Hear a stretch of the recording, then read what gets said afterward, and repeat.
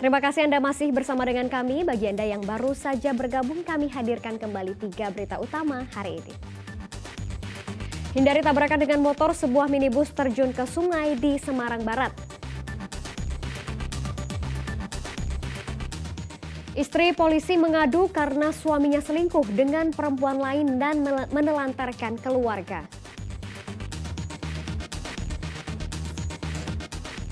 Dampak cuaca ekstrim, harga komoditas tangkapan laut melambung.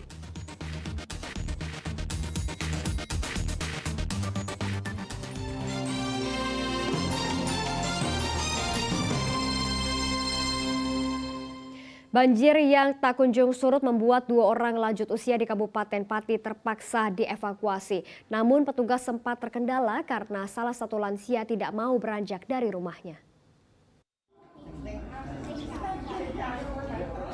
Seperti inilah proses evakuasi Nenek Karsi di Desa Doropayung, Kecamatan Juwana, Kabupaten Pati.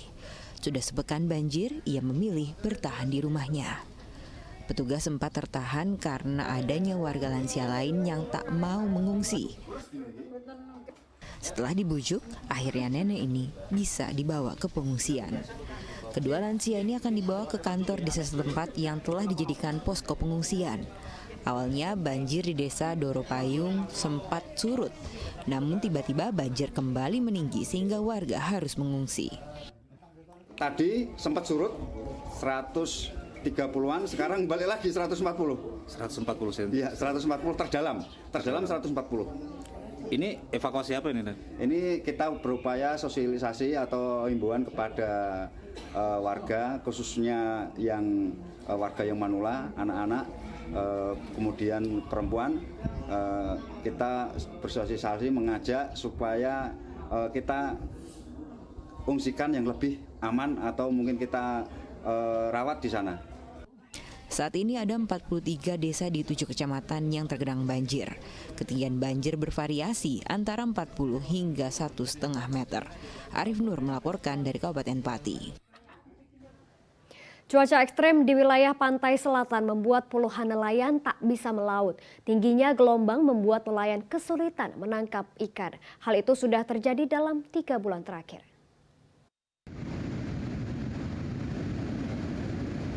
Gelombang tinggi di wilayah pantai selatan Desa Jati Kontal, Kabupaten Purworejo ini berdampak pada hasil melaut nelayan. Mereka tidak bisa melaut karena cuaca ekstrim. Selain karena bahaya, ikan juga tak banyak bisa ditangkap. Kondisi ini sudah dialami dalam 3 bulan terakhir. Ada 40 perahu nelayan hanya bisa bersandar di bibir pantai. Mereka hanya bisa merawat perahu dan perlengkapannya agar tidak rusak. Beberapa dari mereka juga mencoba beralih profesi. Ada yang menjadi petani, ada pun yang mengurus tambak. Namun penghasilannya pun tak cukup untuk kebutuhan sehari-hari.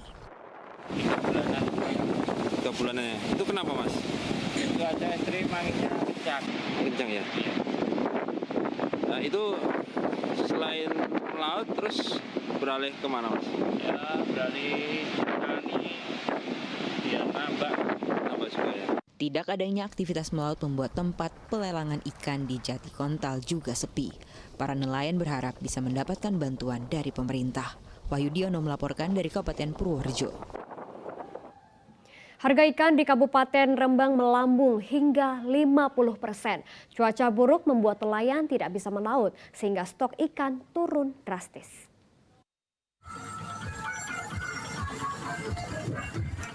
Tempat pelelangan ikan Tasik Agung Kabupaten Rembang tidak seramai biasanya. Stok ikan turun setelah nelayan tak bisa melaut karena cuaca buruk selama sepekan terakhir. Akibatnya harga ikan pun naik hingga 50% untuk semua jenis ikan. Ikan kerapu misalnya dari Rp18.000 menjadi Rp30.000 per kilogram. Harga ikan diperkirakan kembali normal setelah cuaca membaik. Standar Mas, mulai tahun baru ini sejak tahun baru ini ikan melonjak, kemudian harganya melonjak. Ikan apa aja Mbak yang lain? Semua jenis ikan. Selain ikan, harga komoditas di Kabupaten Kudus juga naik. Cuaca buruk membuat mayoritas hasil panen petani gagal. Ditambah lagi banjir yang mengganggu proses distribusi hasil panen. Di Pasar Bintingan, harga cabai merah keriting tembus Rp50.000 per kilogram. Begitu juga harga rawit merah mencapai Rp70.000 per kilogram. Lalu harga bawang merah dihargai Rp40.000 per kilogram. Disertai harga sayuran yang naik Rp4.000 hingga Rp5.000. Hampir gara-gara hujan ini banjir semuanya naik. Ada Brambang, Lombok, semuanya naik semua. Naiknya harga komoditas ini membuat omset pedagang berkurang, apalagi daya beli masyarakat sedang turun. Arif Nur melaporkan dari Kabupaten Rembang dan Kudus. Selain merendam ribuan rumah, banjir di Desa Prampelan juga merendam ratusan hektar pertanian. Akibatnya ratusan padi yang sudah memasuki masa tanam kedua pun rusak.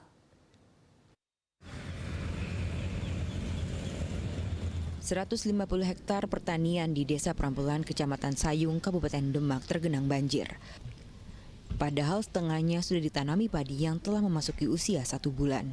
Petani pun pasrah karena masa tanam kedua ini tak bisa lagi diselamatkan. Padahal untuk 1 hektar lahan, petani sudah mengeluarkan biaya Rp4 juta. Kepala Desa Prampelan tengah meminta bantuan pompa untuk menyedot banjir yang telah merendam area pertanian dan 1.300 rumah sejak 31 Desember lalu. Mengatasi genangan ini, saya minta dari pemerintah pusat agar bisa memberikan pompa besar untuk menyedot air yang ada di Desa Prampelan, karena di Prampelan itu letaknya seperti mangkok. Jadi kalau sudah ada air limpahan dari sungai-sungai, keluarnya itu sulit.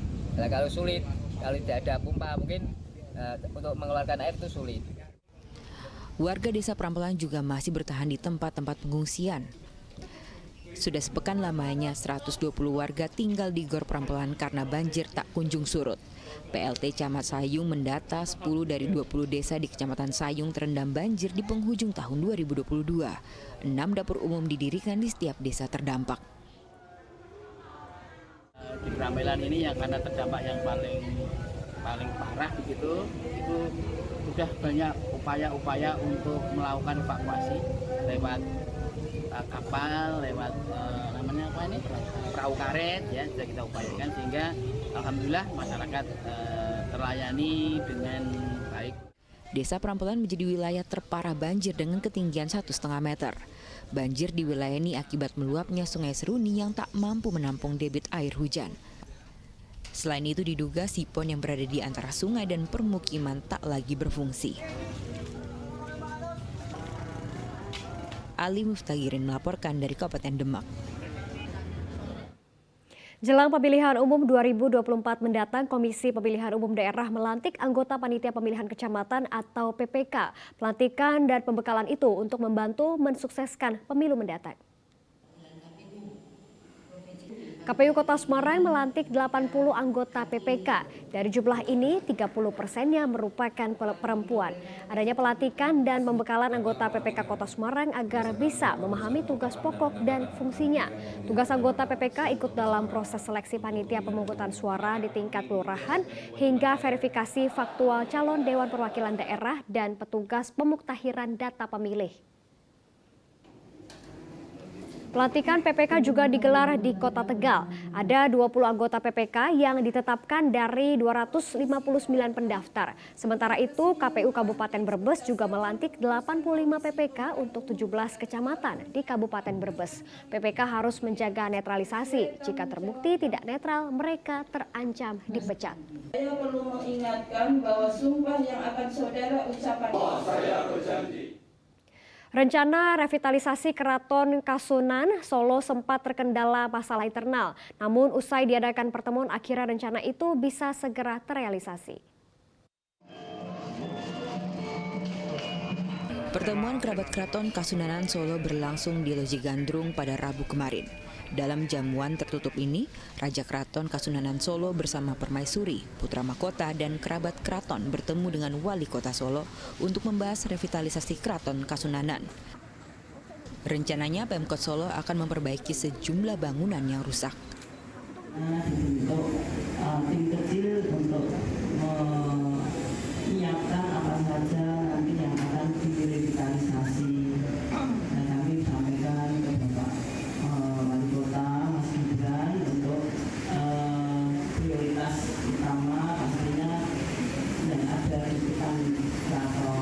Wali Kota Solo akan membentuk tim untuk revitalisasi keraton yang melibatkan kerabat keraton, sejarawan, dan instansi terkait. Untuk pendanaan akan menggandeng donatur dan APBD.